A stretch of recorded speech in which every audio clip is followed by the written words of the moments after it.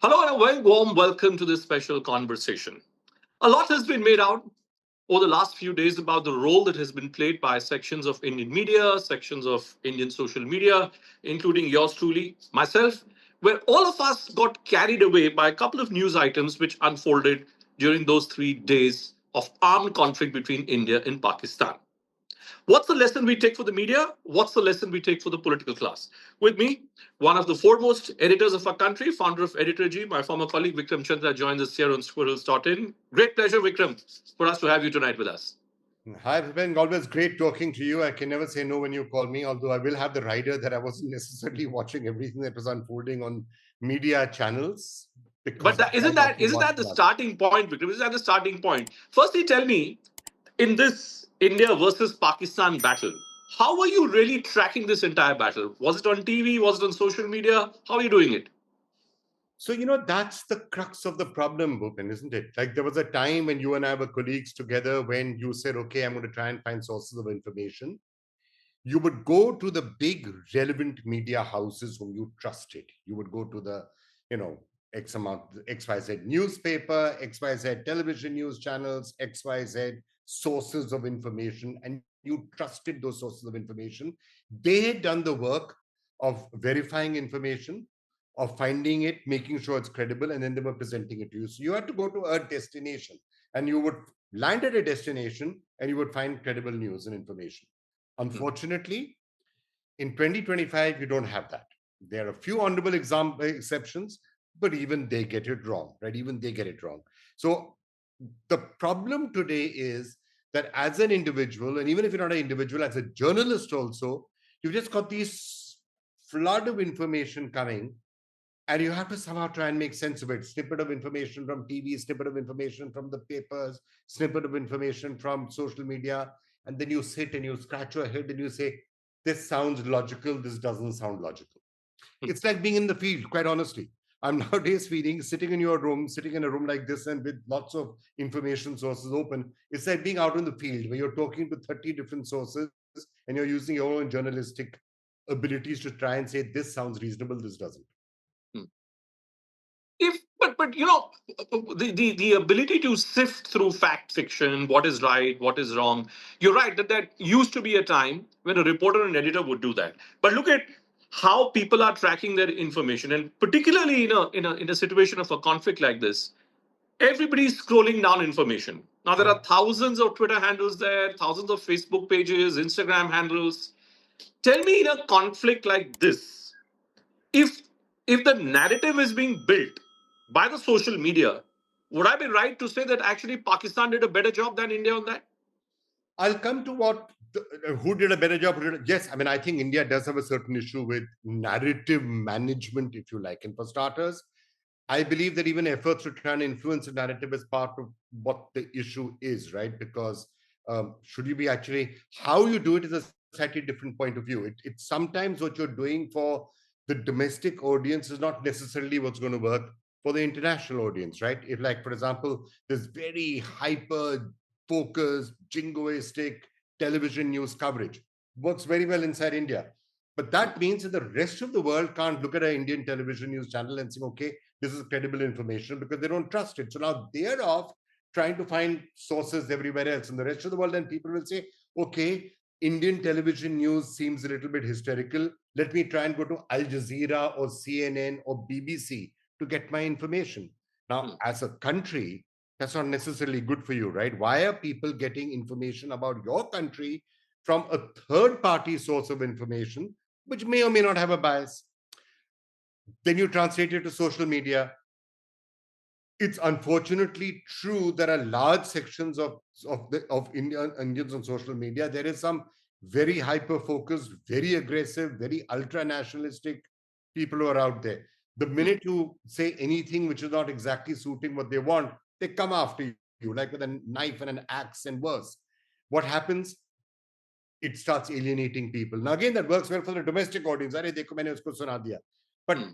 if you're trying to get the world to listen to you and you're trying to paint a correct narrative, not even paint a narrative, you're trying to present the correct narrative in front of the world by just attacking people and shouting at them, it doesn't work. Shutting down critics, sometimes I think is a bad idea. If you're just like closing down your critics or saying they're banning their accounts. But isn't that the problem? Just that last bit that you're mentioning, Vikram, isn't that the real fulcrum of the problem? For the longest time, in these last 10 years, has the Indian government not pushed the Western media into a so called villainous corner? Every time a story is published, which let's say may be critical of the establishment, maybe scrutinizing the establishment, we all say, including official handles of the BJP, that the Western media is anti-India, it's villainous in its approach towards India. Do you not think that maybe that approach is what is filtering itself down now through all these social media handles that you're talking about, which are alienating audiences? The social media handles being aggressive is a long-standing issue, right? And if we people say, okay, let's look at it. Why would anybody be anti-India? Why? Why would anybody be anti-India? India is not a evil, malign country. We're not attacking anybody. We're not invading anybody. We have no false, intentions towards anybody. We're not sending illegal immigrants who are coming, who are, gang raping minor children like the Pakistanis are doing in Britain. India's not doing anything particularly malign, right? So why would people be anti-India? So first question to ask. There's logically no reason for people to be anti-India. If they are being anti-India, it was for 3 or 4 possible reasons. So let's address the root cause of those reasons. Reason number one, they are biased. They hate India. They don't want the rise of India. They are out to get us because they are biased. So they've been paid off. Now, okay, that is possible. I'm not saying it is never going to happen. It is possible. But even if that's true, it'll be only part of the story. It'll be true for some people that they're out to get you because they hate you, right? Or they are being paid to come against you. Now you look at other causes. You could have sections of the international media which get against you because of this narrative, which rightly or wrongly has been created over X number of years, that India is a place which is not good for the freedom of the press. They're attacking journalists, they're attacking media, they're shutting down accounts, they are, doing that. So that tends to get a journalist negative about you. So then that entire set of things happens. So that people who would otherwise be pro you or would be on your side tend to get a little alienated because they're saying, why are you going after the media? Why did you shut down my account? Why did you do this? Why have you withheld my account in India? So that sort of people gets a little rattled. Or why are you attacking journalists in India? That sort of a narrative starts to play out. And a third, which is a very personal thing, and I've been experiencing this a lot in the last few days.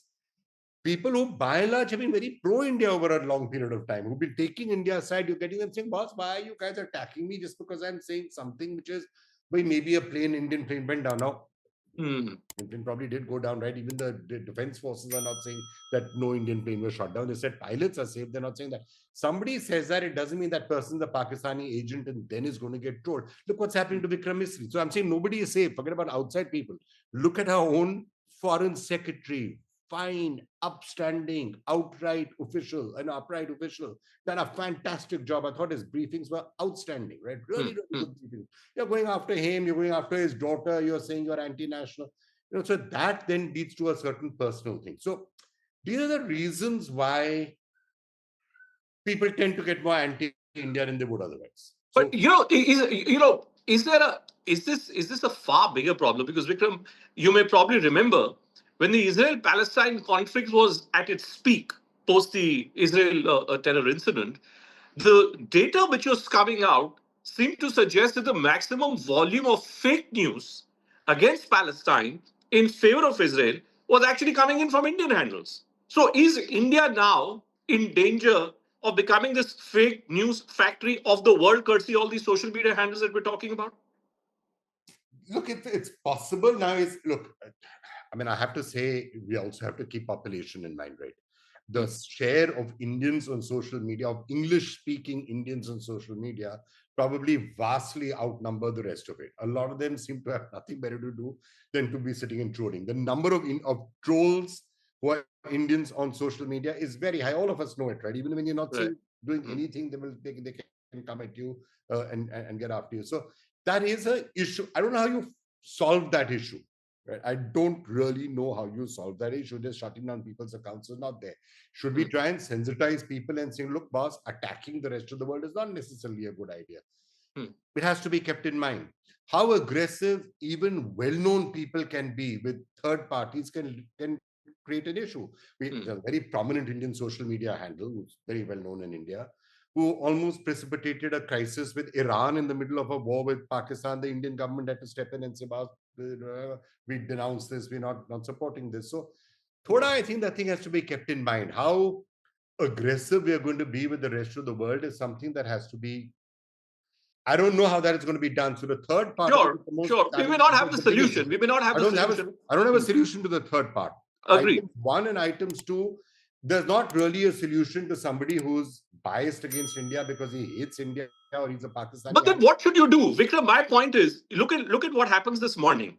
Nick Robertson of CNN ends up giving a stage to the Pakistani foreign minister, who then ends up making statements about who called up whom. Now, my lack of agreement or my disagreement, my discomfiture with the Indian state's approach is that right through this conflict, we've not heard a single cabinet minister address the Western press. Why should someone like a Rajnath Singh or an Amit Shah, a Piyush Goyal, Ashwini Vaishnav, by no stretch of imagination are these guys poor communicators? Would it help India's cause if one of these people was to sit in a direct one-to-one, maybe with a CNN, with a BBC or a Fox or someone? So I think that was less of an issue this time. I'm not sure that was really the problem, because you don't necessarily, if it's a shooting war that is going on, I don't think the Pakistanis did themselves any favor by fielding their defense minister. I mean, I think frankly, it is the greatest propaganda victory for India. The more, Khwaja Asad went out there and was giving speeches, it was working very well for India because he had no clue what was happening. The briefings that were held, I thought, were very good. The briefings were reasonably robust. And India did the right thing by starting to field its high commissioners. Out there, they went out and they spoke. That, I think, is fine. Ministers will go out and speak XYZ amount of the time. The bigger issue is, the way news cycles are, the way television news channels are and the rest of it are.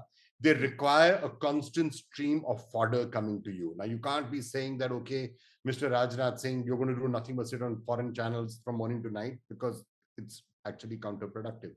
Shashi Tharoor, whom I interviewed just a couple of days back, had a very good idea. I said India should actually identify a whole range of good, well-speaking, articulate people who can defend India's point of view effectively, like call them national spokespeople, if you like. Have a list available somewhere and saying anybody in the foreign media wants to reach out and get the Indian point of view on something. Here are 10, 20, 30 people whom you could call, right? It's actually it was Shashi Tharoor's idea, not a bad idea. You can notice how Shashi Tharoor himself was playing that role for the last 4 or 5 days and doing it very effectively. Yes. He's not the government, he's not a minister, he's the opposition leader, but he did a great job. Look at Asaduddin Owaisi. Not only is he an opposition leader, he has been somebody whom the BJP has been, he and the BJP are hardly friends, but the sort of way that he came out and the images that we started seeing of him during this entire campaign were very, very notable. I mean, he's using the Quran to debunk what Pakistan is saying, and the Quranic phrases probably went down very well in large sections of the Middle East and the Arab world.